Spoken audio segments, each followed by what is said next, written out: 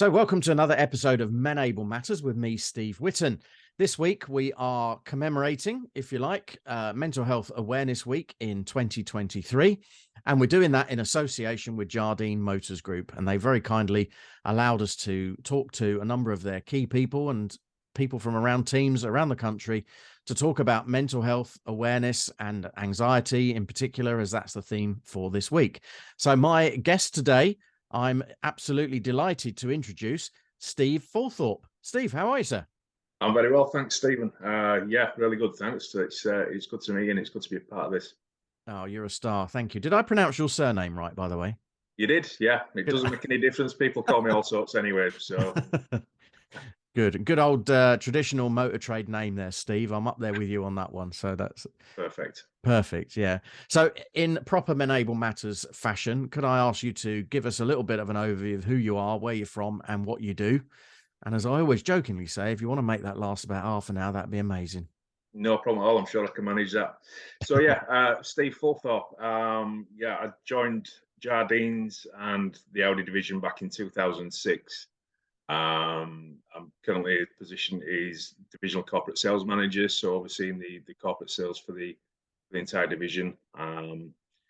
Yeah, quite good fun. Like I say, I joined the business in 2006. Prior to that, I was in engineering, various other jobs. And as we all do, we fall into the motor trade somewhere down the line. And once you're in it, you can't get out of it.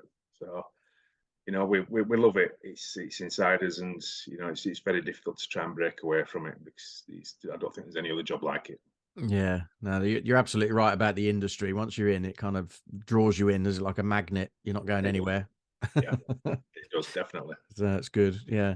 Now, we talked a little bit prior to recording that obviously the theme of this week is about anxiety. And you could throw in with that as well about stress and pressure and, some of the mental health issues that relates to in terms of people around us.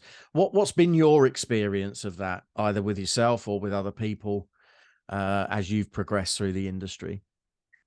I think the first time I experienced it was probably 2019. Prior to that, I've always considered myself a really mentally strong person. I've never really, suffered at the expense of anxiety or depression, and therefore quite a resilient character. Probably always known for being a grumpy Yorkshireman more than anything. But yeah, I found myself in a situation through something that came about work, and it was quite a long, drawn-out process. And over that period of time, I found myself dwindling away a little bit, despite the fact that I'd had a lot of support from the people around me, obviously my seniors, people within the business. I found myself getting really anxious about situations. Something as simple as HR turning up on site, and all of a sudden your mind starts thinking, "My God, they're here to come and sack me here." So I found myself at one stage actually getting a box ready to claim my belongings out. It's ridiculous when I look back on it. And then I found myself in another situation where I was driving to a meeting, and some of the guys that I'm going to a meeting with, I've known these guys a long time, but I couldn't. I had to pull up at side. I was probably about 10 miles away from it, and I pulled up at the side of the road and I actually broke down. I couldn't. The stress and the anxiety of going in and facing these people, because of the situation that brought me to this, I felt as though I'd lost a lot of integrity, a lot of pride, and I felt as though everybody was judging me, and I felt very insecure about my position. And it took every ounce of me to try and get into this meeting. I did go in, but I felt totally uncomfortable all throughout it. And it was at that point I realised that I really did need some help. Right. We talk about the darkest, deepest thoughts of when you're in those situations, and over that period of time, some of those thoughts crossed into my mind. So I didn't feel as though there was any other way to deal with it. Yeah. Well, I'm sorry to hear that, and sorry to you've had that experience. But what can I ask you then? You started off by saying that you'd always been a very resilient, mentally tough kind of person.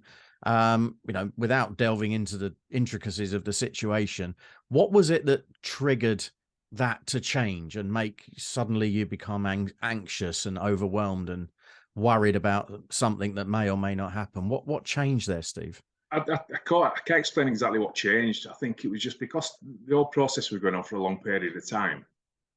I think overall, I didn't start out with the issue right at the start, feeling anxious and vulnerable about the situation. It was just over this period of time, and it just got to the point where I just started second guessing everything, started questioning everything. The subconscious in me was trying to tell me that no matter what was going to happen, everything was going to be bad. If the situation came up, it was going to be a bad situation.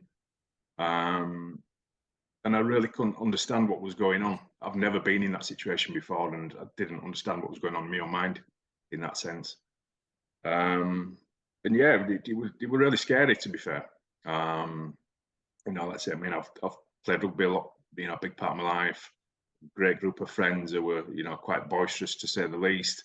I've worked in engineering, in forge engineering, where the characters within there are very, very different breed of characters. So I've always been around tough, strong people, and it's never discussed. It's never, nobody's ever, sort of brought about how people feel, shall we say? Yeah. You don't know that these people are going through similar things, and therefore everybody, especially guys, they just put on this mental front where everything's fine and they can deal with anything. Yeah, I was going to ask you that actually. You again, and back to the mental toughness. You've said it yourself that you were, you've played rugby and you've been in this environment where you're all around sort of tough, resilient kind of individuals. When you had this experience where this anxiety was coming about, I mean, did it help that you were around them, or did that make it worse? Did you feel you couldn't reach out, or? I wasn't around those people at the time. I think that's the part of it. You come into this industry, and I think, if we go back to how it was when we all first started with the motor industry, we were quite, you were considered weak if you were to even come about and talk about these feelings that you have, or Yeah. that you can't cope mentally. So having not the ability to go out and speak about it or talk to anybody about it for fear of being judged and considered weak, it was really difficult to try and cope with. But I did eventually find the strength to actually speak up. So if it wasn't for there was a head of business at the time who was working with us, and he was probably one of the most gentle characters I've ever come across. Lovely, lovely man.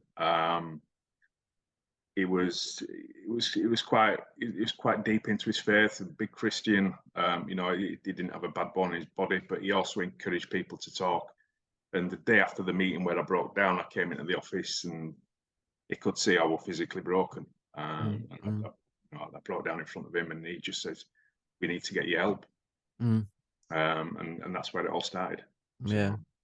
And again, I don't want to trigger anything or it's okay. No, through it. I'm absolutely fine with it. I think, for whatever I've gone through has made me a much stronger and much better person. Right. So.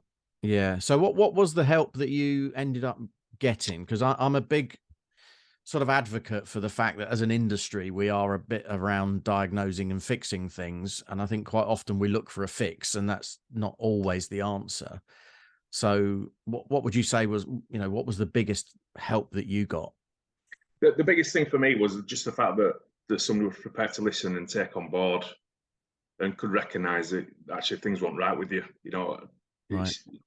This person had known me for quite some time, so he could see just how low I'd actually got. So to have that somebody recognize that in you and say, actually, there is helping mechanisms that we can do here. And I want to, and basically set me home in a sense. Before I actually went home, one of the hardest things I did, I had to go and speak to my team in a sense, and I pulled them all in together, and I explained to them that actually something's not quite right with me at the moment, and I need to go away and try and work out, what's wrong with me. And in all fairness to them, they said, we've seen it over the last 12, 18 months, just how much you've dropped down. So what we don't always realise is the impact that we have on others as well for what we're going through, because you don't see any of that. The help I got, basically, it was a bit of counselling, a bit of CBT therapy, and it wasn't I was looking for answers to solve the problems. It was to help me understand how my mind was working. And in all fairness, I clicked with it pretty much straight away. I ended up being off work for probably about 3 weeks, which in hindsight things isn't quite a long time in these situations, but you know, I managed to resonate with what happened in these sessions. And I spent an awful lot of time thinking about it and understanding what was going on, and it was a massive help. But you know, the one thing about anxiety is the problem's never as big as what you actually perceive it to be. And in hindsight, in most times, the problem's not even there. It's just that your mind is working in a way to say there's a problem there. Yeah. And you mentioned there hindsight, didn't you? About, you know, it's for any of us that have been through any situation like that, you can look back and say, actually, yeah, with hindsight, this is what I did or should have done or whatever. But actually, when you're in it, it's totally overwhelming, isn't it? You can't see through it. Yeah. Nothing makes sense. And you don't start making sense. And you do put a front on, you try and put on a front to everybody. And you know, there's only you that can change it. You know, it's like even when you go for these therapy sessions, they're not giving you the answers, they're just helping you understand it. It's up to you to try and work your way around it. But without being open and honest with yourself and the people around you, people don't understand what's going on in your mind unless you're prepared to talk about it. And people can only help you if you are open and willing to talk. So when you started opening up and talking about it then, what was the reaction that you got? I remember telling my boss at the time, and this is if 99% of people came and told me about what they were feeling, I'd never have thought that you'd have been in that 99%. Oh wow, that's interesting. This is so the very fact that you're telling me, I know that there must be something seriously, you know, going on with you. And he was absolutely 100% supportive, but he would have shocked more than anybody that I'd actually come to him and told him what was going on. Yeah, yeah.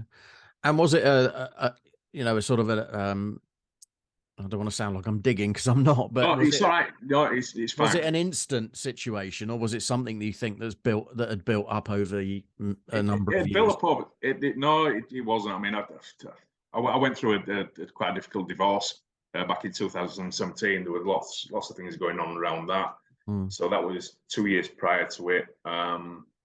Yeah, things weren't always easy at home, and that's the thing where we don't always recognise. We don't always recognise in people actually things that are going on at home might be impacting them with what's going on at work, and I think that's really important to understand. Yeah. You know, you can't expect people just to come into the business and forget what's going on back at home and focus. You know, they need as much help to be able to deal with that in order to get the best out of them at work as well. Yeah, 100%. Yeah. Now, you mentioned as well that all of this experience has made you stronger. Yeah. In what way would you say that's made you stronger? What are you doing differently, or how are you different now? I totally understand now. I totally understand now the power of actually speaking up and being open and honest about it.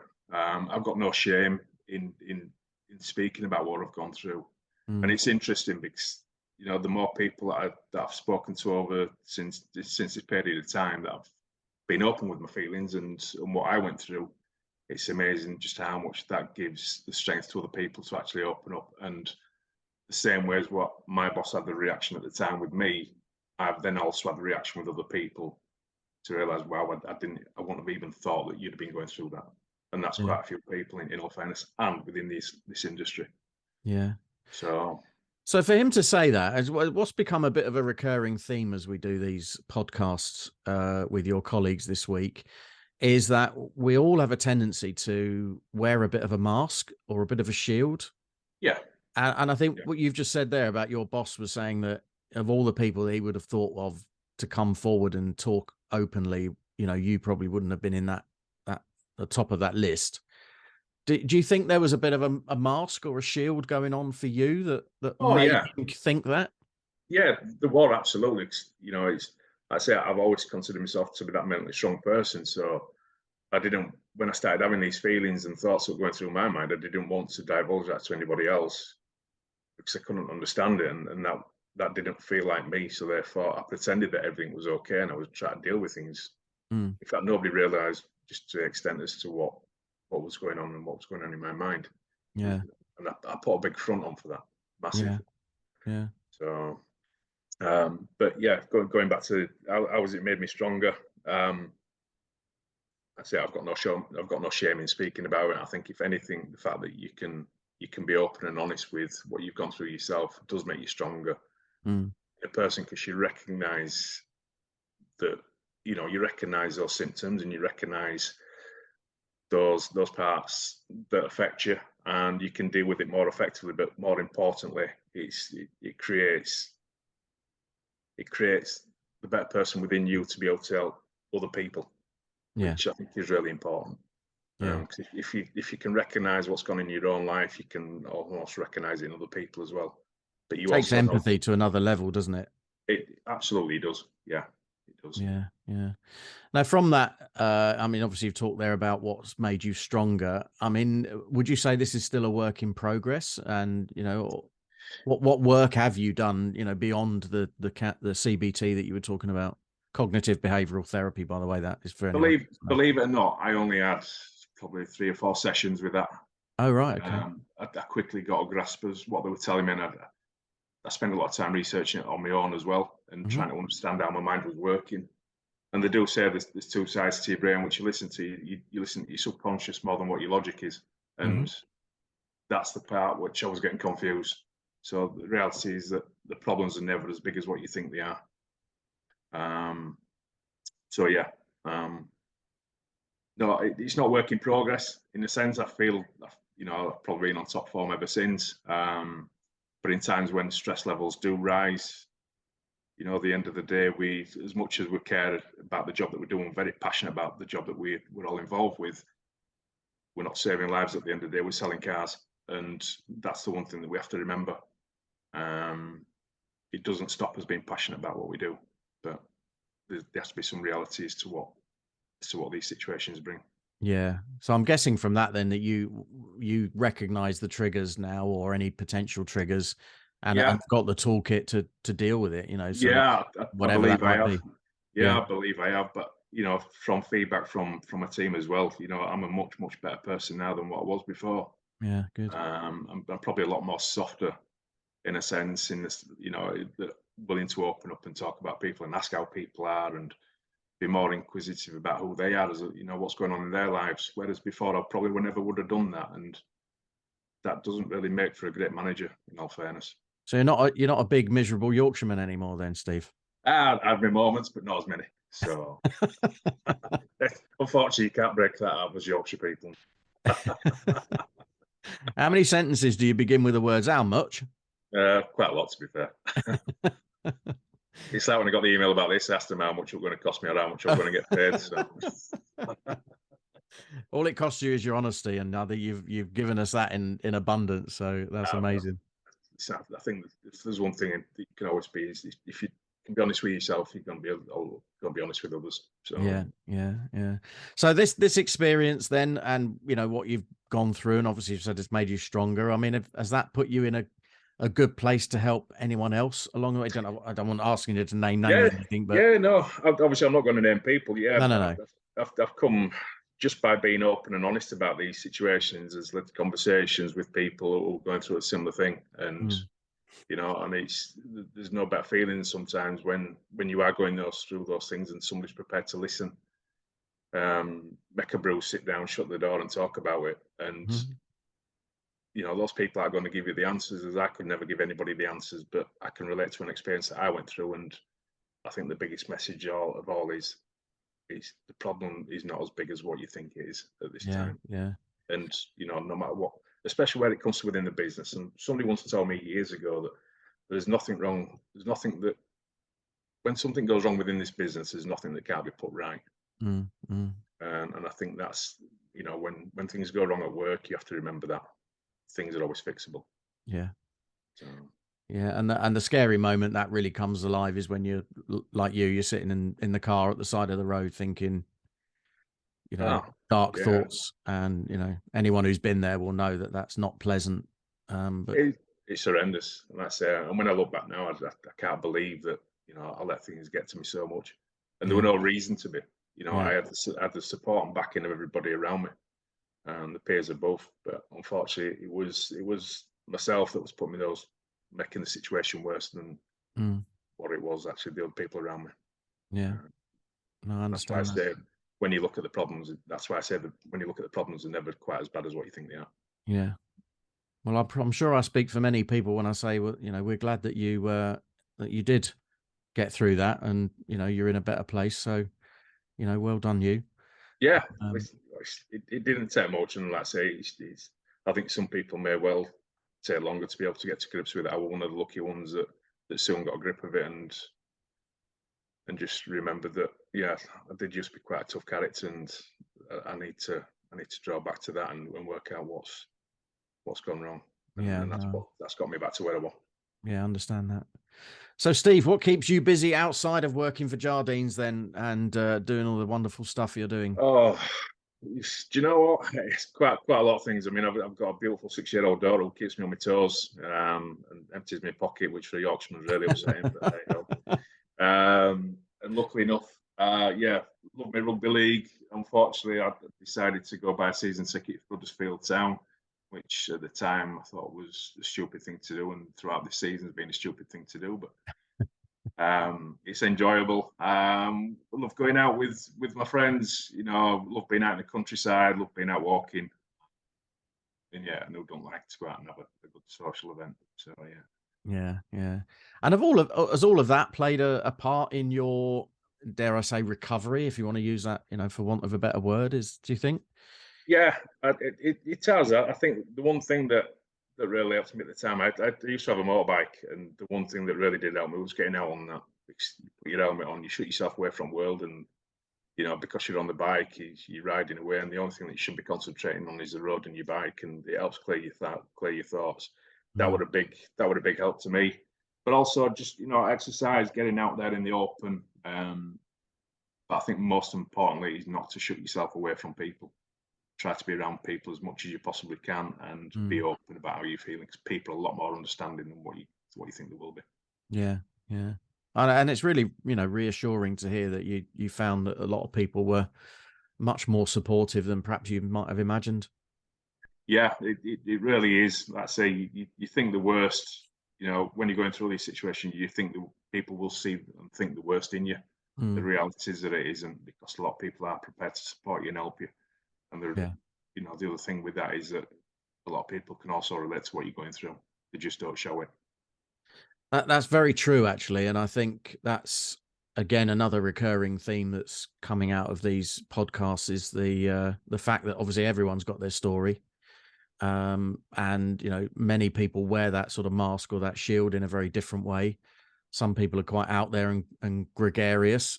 Yeah. Other people are quite introvert and quiet.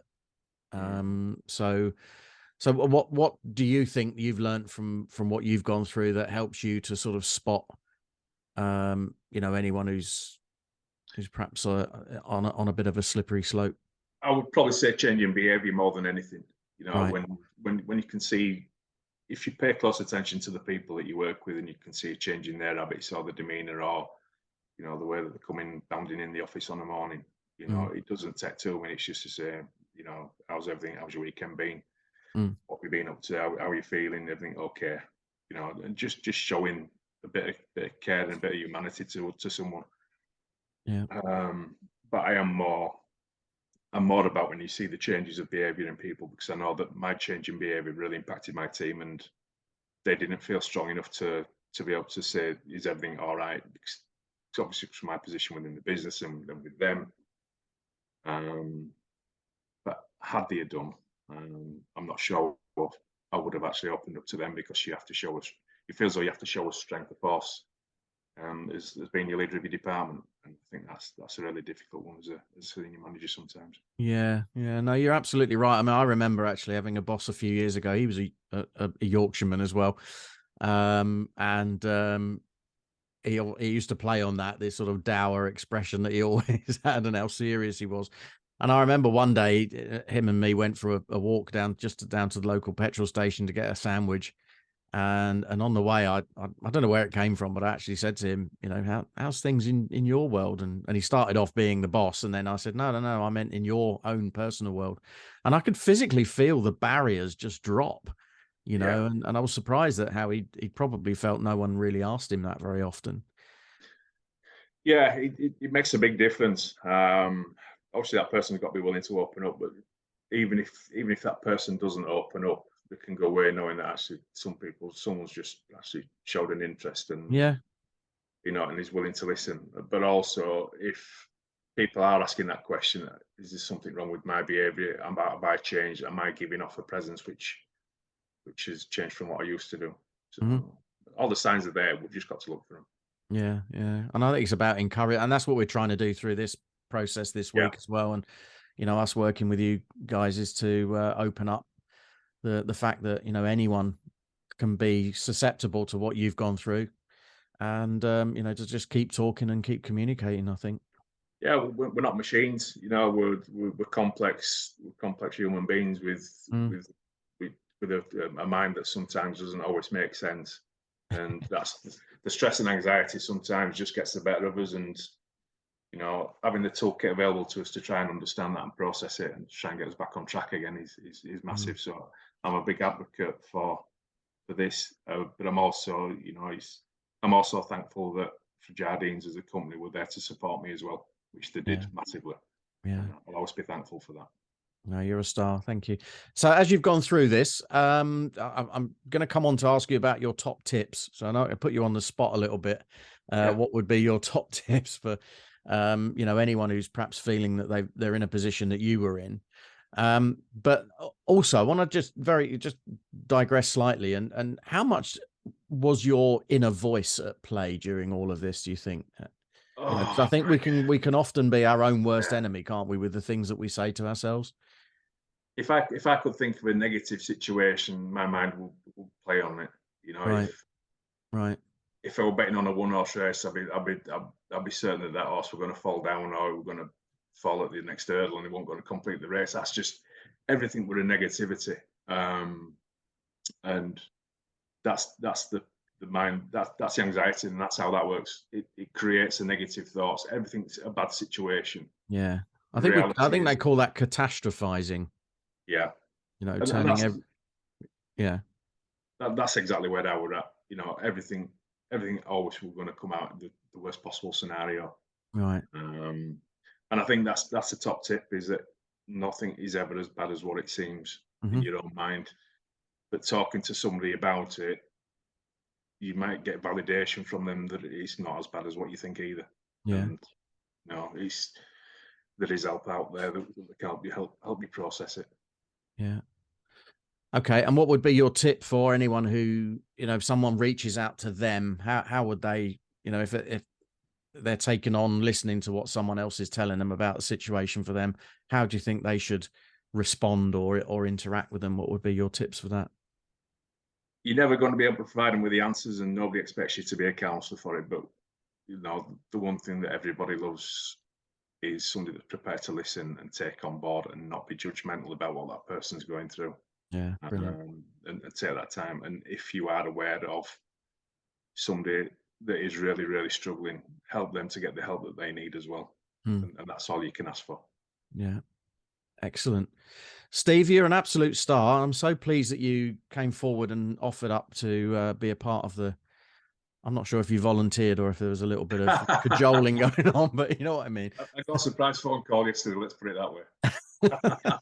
But either way, you've risen to the task, and you've been a star. So, have you enjoyed being a Menable Matters guest on behalf of Jardine Motors Group? Yeah, I have. Of course, I have. Yeah, it's been good, and like I say, I've got no shame in talking about these things. And if I can just help one person to come to the party and open up about how they're feeling, then it's been worthwhile. Absolutely, 100%. Yeah, yeah. And are you okay for anyone if they're listening to this and what you've just talked about resonates for them, if they want to reach out to you? Are you okay? Is there a way they can contact you? Yeah, absolutely, 100%. Yeah, I'm more than happy to listen to anybody these days. All right, you're a star. Good stuff. Okay, so Steve Fulthorpe, I got it right a second time. Well done. Just really difficult because my name's Steve as well. And I was just like habitually want to follow it with my own name. Yeah, So I yeah. nearly introduced myself again then. So yeah, so Steve Fulthorpe, thank you so much for being on Menable Matters, and you're an absolute star. Many thanks. Pleasure. Good to meet you. Thank you very much. Cheers. Take care.